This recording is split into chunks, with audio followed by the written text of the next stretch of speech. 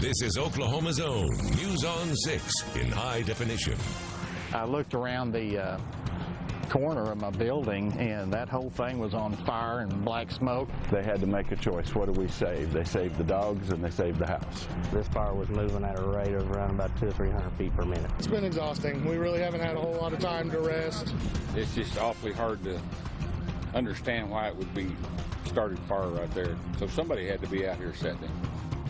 First here at 10 tonight, inside the belly of the beast. Tonight we'll take you inside one of the many dangerous Oklahoma wildfires. Here's video from a small camera called a GoPro. It was worn by a Drumright firefighter. Tonight, News on 6 reporter Katira Winfrey begins our team coverage and shows us what it's like inside the flames. After 48 hours on the job, emergency crews are finally able to pack it up and call it a night. And the Billy B's on Highway 64 has been the staging location. And right now, right across the street, the grass is burned, but the smoke still hasn't settled. Through the camera lens of a Drumright firefighter, we see what it's like to battle a fire responsible for scorching 6,000 acres. Despite the thick smoke, the red flames shine through. Despite the heat, the firefighters push forward. Jerry Ramsey's home was in the fire's path. I was in the trailer and I just smelled smoke.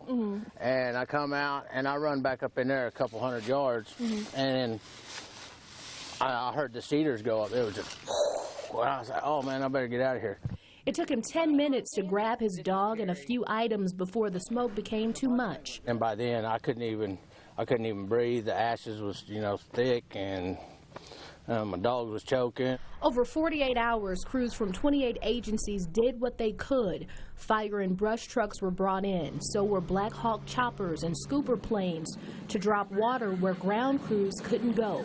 Ramsey and a couple dozen other people had to watch from a safe distance. I mean, they had at least 2 fire trucks in here, and we sit up there, and I mean, we just seen black smoke go up. I just knew my place was done. How they saved it, I don't know. And the Pawnee County Emergency Manager wants to give a big thank you to Billy B's gas station. They stayed open 24 hours to feed the firefighters and provide gas. And so now, after this long couple of days of fighting the fires, they're hoping this will be a calm and fire-free weekend. Reporting in Pawnee County, Katira Winfrey, News on 6. The wind died down today, but there were still plenty of hot spots all over green country in those fires. Will Kavanaugh takes us to Okmulgee County to check it out. From Osage, Sky News 6 HD. Thursday afternoon, fire crews in Okmulgee County responded to multiple grass fires out here. One fire near Dripping Springs State Park had several miles of fire lines and dozens of structures threatened. At one point, the Army National Guard had 3 helicopters fighting the fires and working to save homes and other structures out here. Many area fire departments came to help fight the firefighters, some coming as far away as the Claremore area. Today, as we fly over the same location, we can see vast amounts of land that was burned, and thousands of acres have been left desolate, and many structures were destroyed or damaged. Now the smoke has started to clear. Firefighters are continuing to put out hot spots, and residents are now just starting to come back to their property to begin cleanup and assess the damage. Flying in Osage, Sky News 6 HD, I'm Will Kavanaugh. The Oklahoma Forestry Services Department says eastern Oklahoma was by far hit the hardest with these wildfires. News on 6 reporter Melissa Hawks found out it will take days to determine the exact amount of damage caused. Melissa? Terry, I've been calling around to emergency management directors all over eastern Oklahoma. They're still out surveying the damage, but estimating around 90,000 acres burned, and that number is only going to go up. With the high winds Thursday, one by one, fires ignited across eastern Oklahoma. From the sky, we saw structures like this burning in Okmulgee County, as well as barns and homes destroyed in Pawnee County. From the ground, firefighters in Pittsburgh County used extreme measures, fighting fire with fire. Firefighters estimate 200 to 300 feet of grass burned per minute in most areas. It's a whole different monster when we had the winds and the humidity where it was at. The Oklahoma Forestry Services Department sent Black Hawks to many of the fires. The department says most fires in the state stretch from Osage County south to Okfuskee County, and fires are still burning. County emergency management directors are surveying damage this weekend, but here are their initial findings. Between Okmulgee and Okfuskee County, an estimated 64,000 acres burned and at least 5 homes. In Osage County, about 7,500 acres burned, and there are still 3 fires crews will survey this weekend. In Pittsburgh County, an estimated 5,000 acres. Pawnee County leaders say about 6,000 acres have burned and 6 homes. And firefighters' jobs are still not done. Still got extreme conditions, so we're still going to have to monitor it and watch it pretty close. It's been exhausting. We really haven't had a whole lot of time to rest. Most everybody that's been out here right now hasn't been to sleep yet. There are other counties with damage, but the ones I didn't mention haven't gotten back to me yet. County leaders say they will have a better idea of the full extent of the damage by the end of the weekend, as long as new fires don't flare up. Melissa Hawks, News on 6. And to see more pictures, video, and stories from those Oklahoma wildfires, just go to our website, Newson6.com. Well, new tonight, a driver crashed through a fence into a Tulsa backyard before finally hitting a cedar tree. The driver was hurt. We don't know the extent of those injuries. So far, investigators don't know what caused him to crash into that cedar tree. Opening arguments were heard today in the federal lawsuit accusing former Tulsa County Sheriff Stanley Glanz of creating an environment in the Tulsa County Jail that allowed sexual assaults of inmates. News on 6 reporter Allison Harris has been covering the case for us. And Allison, what happened in court today? Well, Scott, the jury was selected, 3 women, 6 men, and we heard opening remarks and heard from the accused former jail employee. It's going. You want to say anything else? No, thank you. Day 1 of the federal trial in which former Tulsa County Sheriff Stanley Glanz is accused of violating a former inmate's civil rights. In the lawsuit, a then 17-year-old girl says a jail employee sexually assaulted her in her cell more than 100 times. Her cell was in the medical unit without surveillance.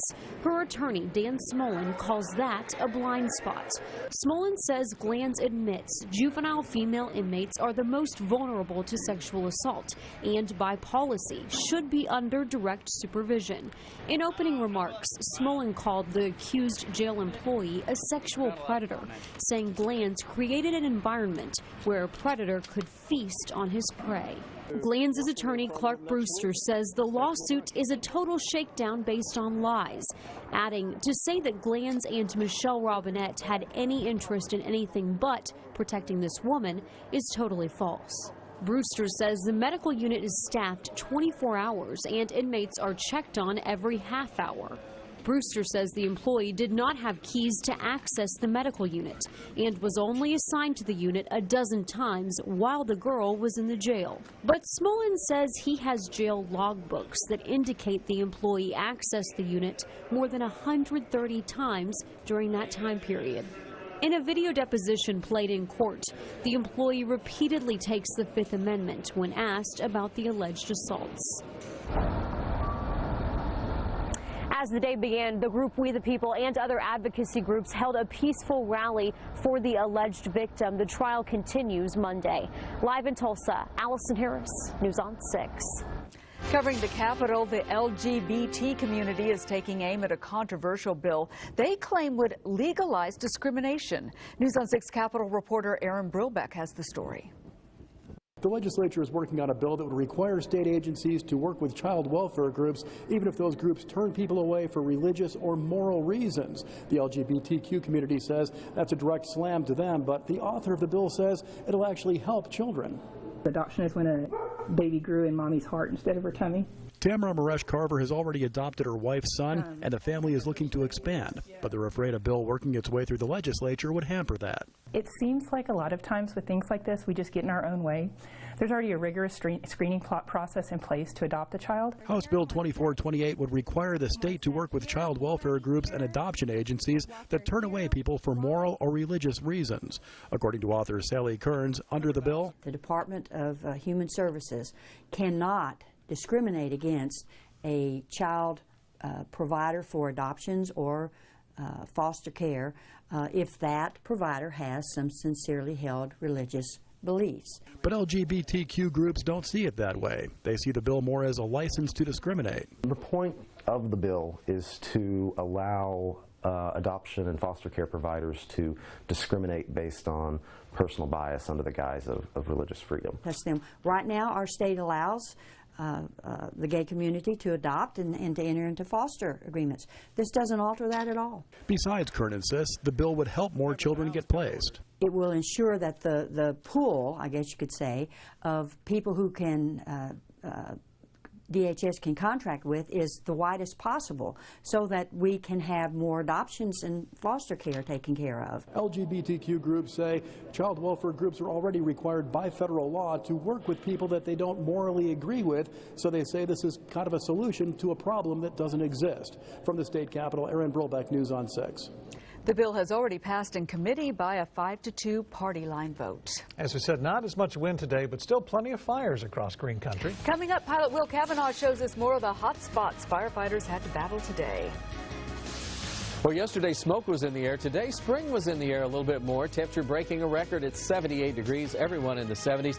And it looks like we are in for some interesting weather across the area as we have a few clouds and a lot of moisture coming in. This is a look live from the Osage Casino Skycam Network in Jinx. It's good, but it could get better or maybe worse for the weekend. How the details coming up in 5 minutes.